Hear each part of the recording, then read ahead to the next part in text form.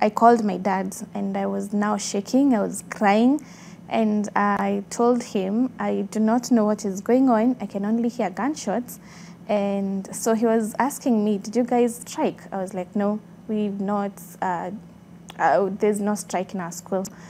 So he then tells me, let me call you back, let me confirm what is going on. After some time, he called me, and at this point, the gunshots were now so many of them, back to back, back to back. So at that point, he called me back and he asked me, where are you? I told him I'm lying down. So we chose to lie on the floor, me and my roommates, as we waited to know what is really happening, because at this point we didn't know what is happening. So he called back and told me he has confirmed that there's nothing going on, like he doesn't know what is going on.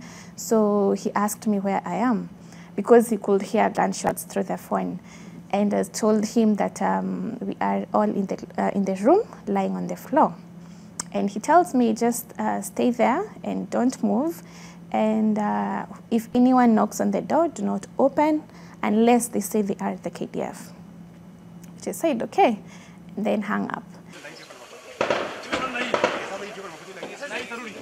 It got to 11 a.m. All we could hear were gunshots, now back to back, back to back. At this point, the KDF had already come to assist. You could hear some gunshots from this side, others from this side. So at this point now we hear ambulances coming into school.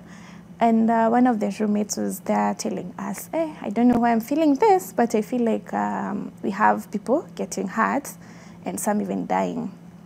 I was like, no, there's no way. We have people being shot. So the hostels were built in such a way we had hostels facing each other. So the hostels on the other side, we had knocks on the door. And the man was asking, kuna watu ndani? And at that point, we now knew it's now our time. Because at this time, we had already known it's the Al-Shabaab. So at this point, now I called my dad, crying, trembling. I asked him, I told him, I can hear someone on the other side asking if there's anyone in their rooms.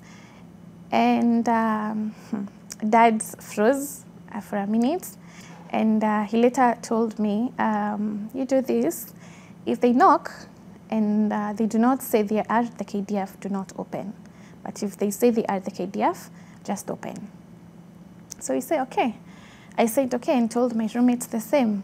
So some 5 to 10 minutes later, on our door, we hear the same. On the guy knocks. Kuna watu ndani? So we just looked at each other. No one was speaking. The second time, kuna watu ndani? The same thing. Tunaangaliana tu, we didn't say anything.